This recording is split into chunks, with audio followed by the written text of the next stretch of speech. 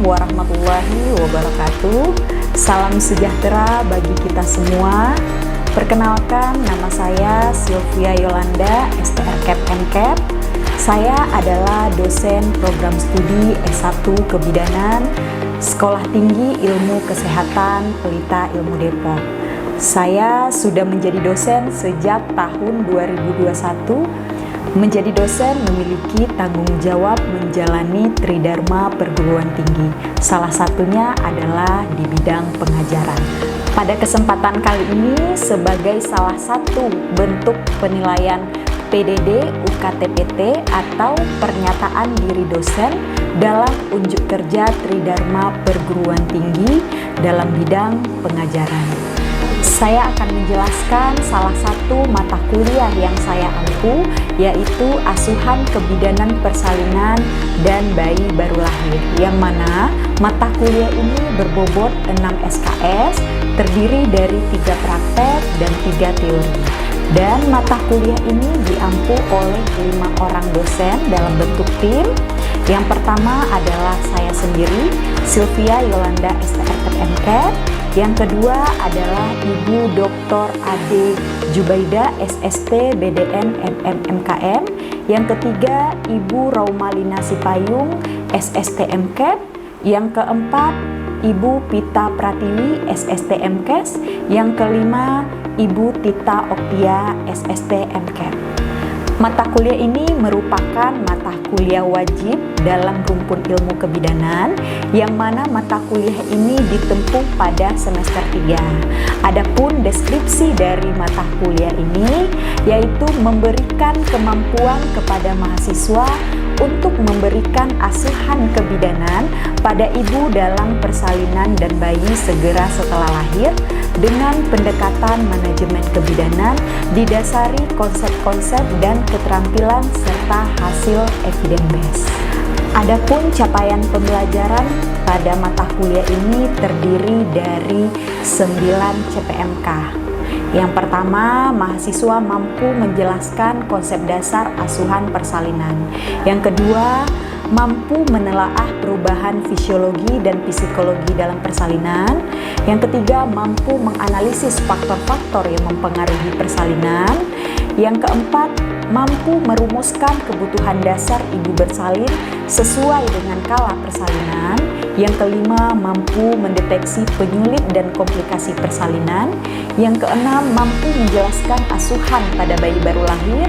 Yang ketujuh, mampu melakukan asuhan pada ibu bersalin. Yang kedelapan, mampu melakukan asuhan pada bayi baru lahir. Dan yang terakhir, mahasiswa mampu menerapkan pendokumentasian asuhan persalinan dan bayi baru lahir. Adapun materi pada perkuliahan ini terdiri dari yang pertama, konsep dasar asuhan persalinan. Yang kedua, proses adaptasi fisiologi dan psikologi dalam persalinan. Yang ketiga, kebutuhan dasar asuhan ibu bersalin sesuai dengan kala persalinan, yaitu dari kala 1 sampai kala 4. Yang keempat, penyulit dan komplikasi persalinan. Yang kelima, asuhan bayi baru lahir. Yang keenam, praktik asuhan pada ibu bersalin yang terdiri dari kala 1 dan praktik kala 2. Selanjutnya, praktik asuhan pada bayi baru lahir mulai dari 2 jam pertama, memandikan bayi, metode kanguru, serta praktik resusitasi. Yang terakhir yaitu pendokumentasian pada ibu bersalin dan bayi baru lahir. Adapun proses pembelajaran pada mata kuliah ini dilaksanakan secara tatap muka dengan metode yang pertama yaitu student center learning, yang mana pengajarannya berpusat kepada mahasiswa. Yang kedua, memakai problem based learning dan project based learning, yang mana problem based learning kenapa? Karena memang untuk mata kuliah asuhan kebidanan persalinan dan bayi baru lahir ini memerlukan pemecahan masalah. Dan project based learning biasanya saya menggunakan penugasan mahasiswa seperti membuat makalah dan video pembelajaran. Dan yang ketiga yaitu diskusi, serta tanya jawab untuk menghidupkan suasana kelas. Dan yang terakhir, pada aspek asesmen pada mata kuliah ini, penilaiannya dilihat dari beberapa item. Yang pertama yaitu ujian tengah semester, yaitu sebesar 25%, ujian akhir semester sebesar 30%, ujian praktek sebesar 20%, penugasan 15%, dan kehadiran 10%. Selamat menyaksikan. Assalamualaikum warahmatullahi wabarakatuh. Salam sejahtera bagi kita semua. Assalamualaikum. Waalaikumsalam. Selamat siang semuanya, anak-anak ibu. Oke. Baik, berjumpa lagi dengan Ibu ya. Pada semester 3 ini kita bertemu dengan mata kuliah asuhan kebidanan, persalinan, dan bayi baru lahir. Nah, di semester sebelumnya mungkin kalian sudah membahas tentang asuhan kebidanan kehamilan. Kalau sekarang tentang persalinan. Nah, minggu lalu kita sudah kontrak perkuliahan ya. Nah, minggu ini kita akan membahas tentang konsep dasar asuhan kebidanan persalinan ya. Nah, sebelum mulai perkuliahan, kita berdoa dulu menurut kepercayaan masing-masing. Berdoa dimulai. Berdoa selesai. Sepertinya ibu lihat kurang semangat nih, karena hari sudah siang, takut ngantuk juga. Kita tepuk hebat dulu ya. Oke, tepuk hebat. Hebat, hebat. Hebat, hebat. Hebat. Oke ya, nggak ada yang ngantuk ya. Siap, ready untuk menerima perkuliahan hari ini? Siap. Oke, baik. Nah, kita masuk ke perkuliahan hari ini, yaitu tentang konsep dasar asuhan kebidanan persalinan. Nah, yang mana materi-materi yang akan Ibu berikan pada hari ini terdiri dari yang pertama itu pengertian persalinan. Macam-macam persalinan itu apa? Jika kita sudah tahu macam-macam persalinan, tentu kita juga harus tahu apa itu sebab-sebab mulainya persalinan. Nah, setelah tahu sebab-sebab mulainya persalinan, apa sih itu tanda-tanda dari persalinan? Nah, kita juga harus mengetahui itu. Nah, yang terakhir yaitu tahapan persalinan. Nah, sebelum Ibu mulai, ada yang tahu apa itu pengertian dari persalinan?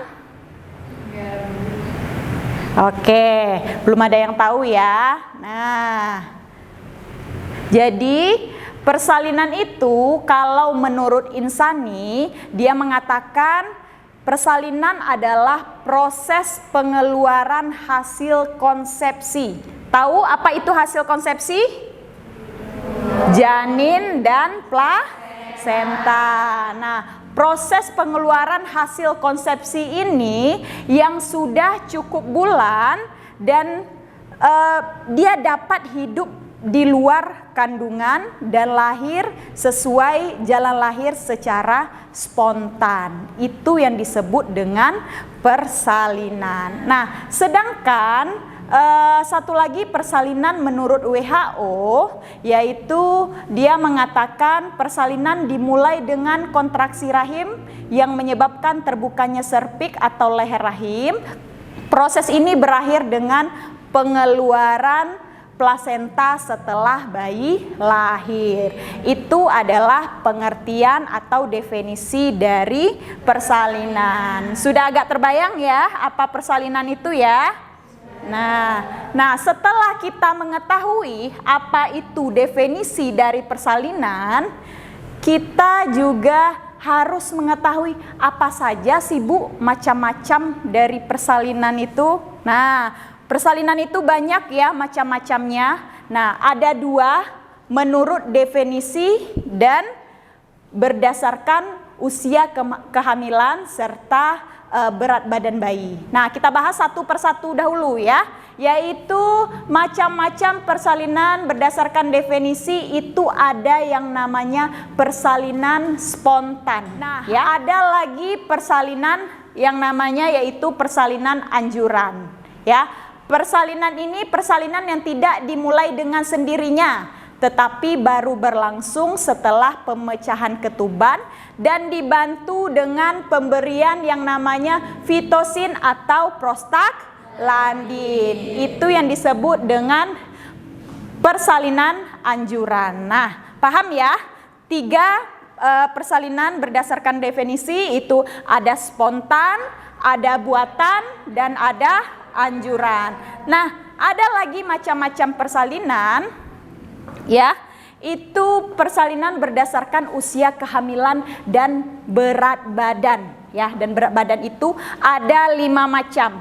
Ya, yang pertama itu persalinan atau abortus. Ya, yang kedua ada namanya imatur. Yang ketiga ini mungkin tidak asing bagi anak-anak ibu, itu namanya prematur. Kalian sering dengar ya prematur ya?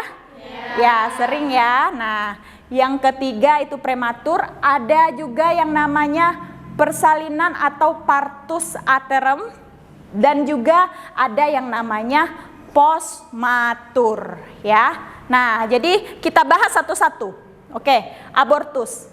Apa yang disebut dengan partus abortus atau persalinan abortus ini? Nah, persalinan abortus itu jika terjadinya kelahiran kurang dari usia kehamilannya kurang dari 22 minggu dan berat badannya di bawah 500 gram. Yang ketiga ada namanya prematur. Nah, ini mungkin tidak asing ya bagi anak-anak ibu prematur ini. Nah, prematur itu persalinan yang terjadi atau partus yang terjadi pada usia kehamilan 28 sampai 37 minggu. Nah, itu disebut dengan prematur. Jadi kalau ada saudara kalian yang bersalinnya di usia kehamilan 29 minggu, nah itu dia termasuk prematur. Biasanya kalau prematur itu berat badan janinnya dari 1000 sampai 2499 gram.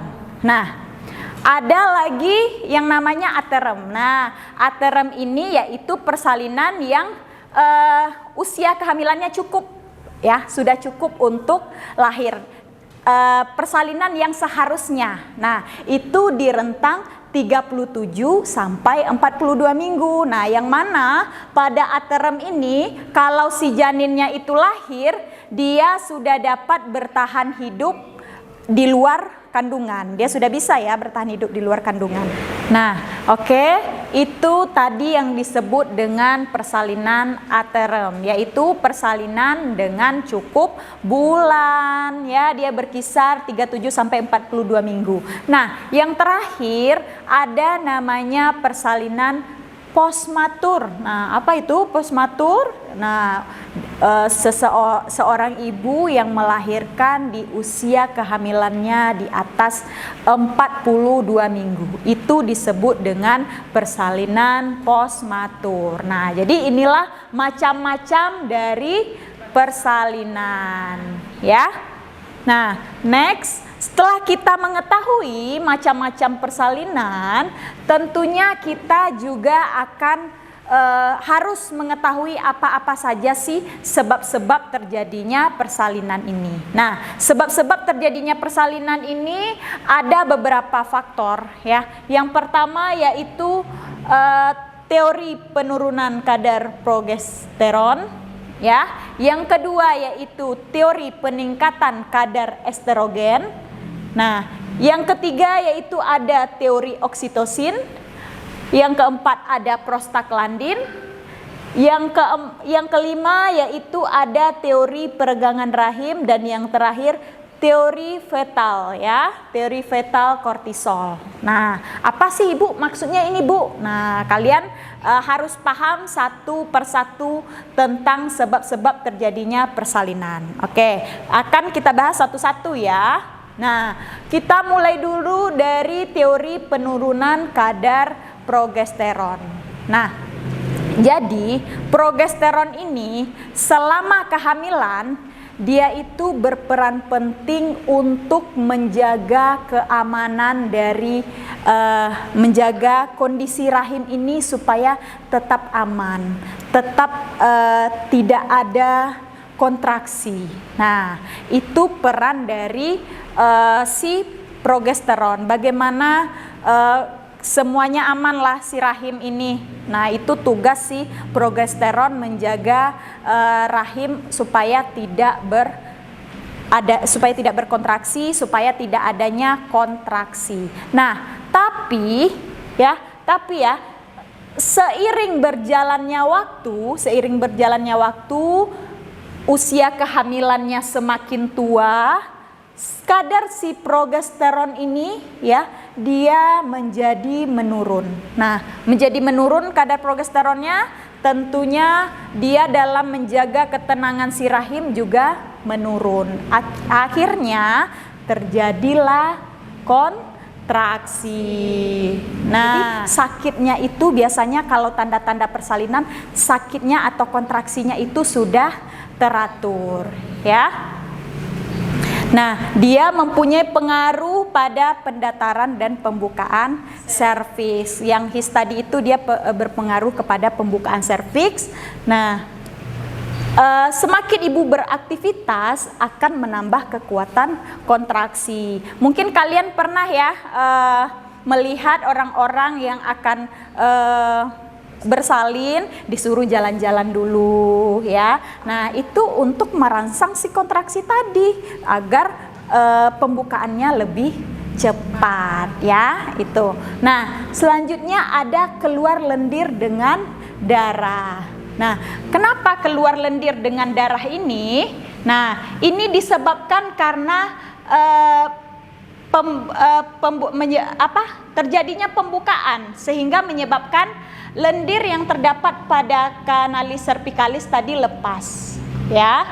Nah, terjadi perdarahan karena kapiler pembuluh darahnya pecah. Nah, itu yang menyebabkan terjadinya keluar lendir bercampur darah. Nah, yang terakhir yaitu keluar cairan. Nah, keluar cairan ini yaitu ketuban ya. Jika ketuban itu pecah, itu sudah menandakan adanya tanda-tanda persalinan. Nah, jadi biasanya kalau untuk ketuban itu ada yang pecahnya belum waktunya. Nah, itu nanti yang akan terjadi komplikasi ya.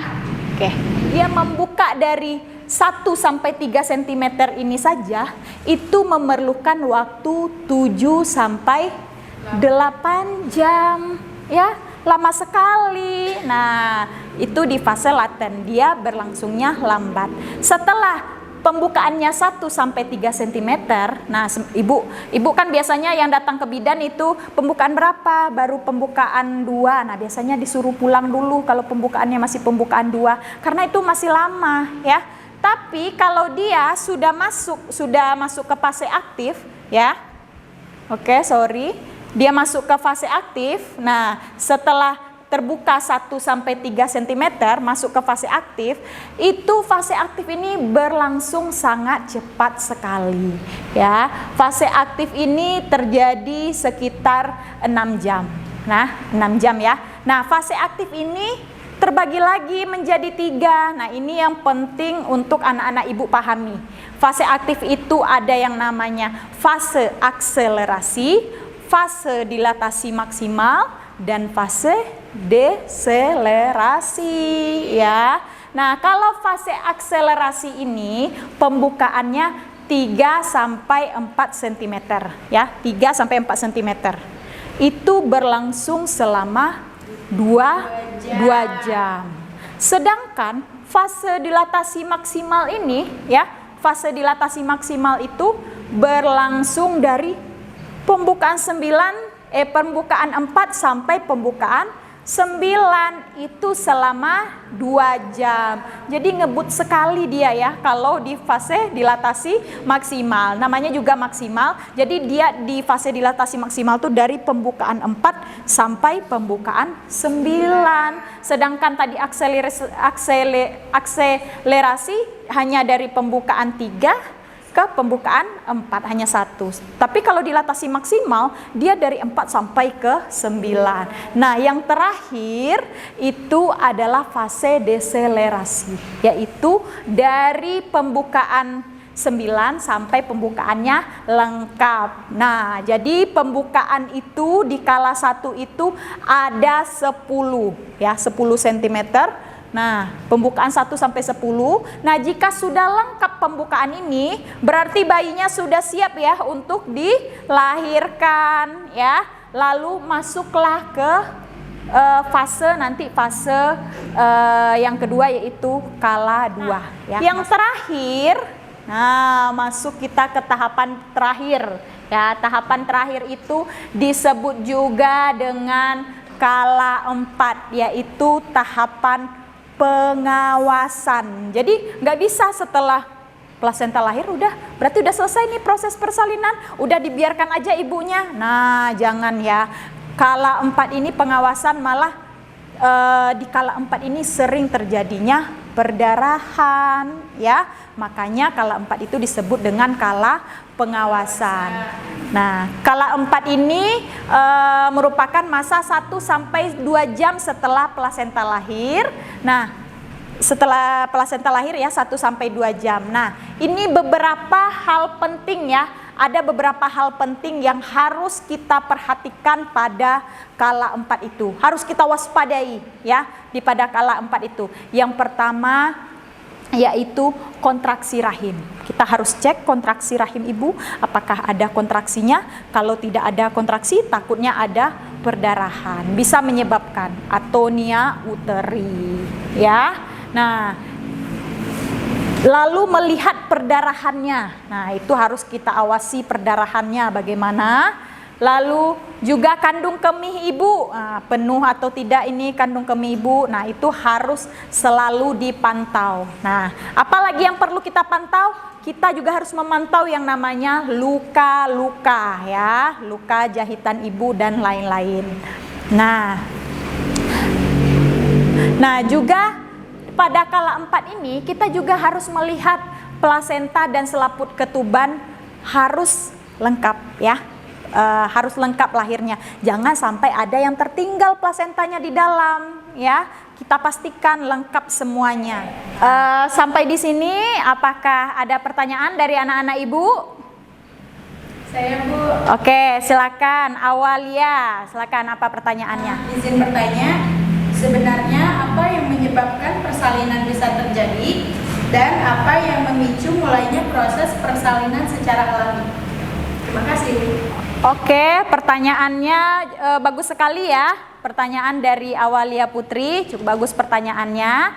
Jadi persalinan itu ya dapat dipengaruhi, sebab persalinan itu dapat dipengaruhi oleh beberapa faktor tadi yang Ibu ajarkan tadi. Nah, nih ada beberapa faktor yang mempengaruhi si persalinan tadi. Ada teori peningkatan estrogen, ada progesteron. Nah, jadi itu yang pertama itu ada karena faktor hormon dan juga ada faktor si janin. Nah, jadi kalau faktor si hormon itu terjadi peningkatan hormon oksitosin dari hipofise ya.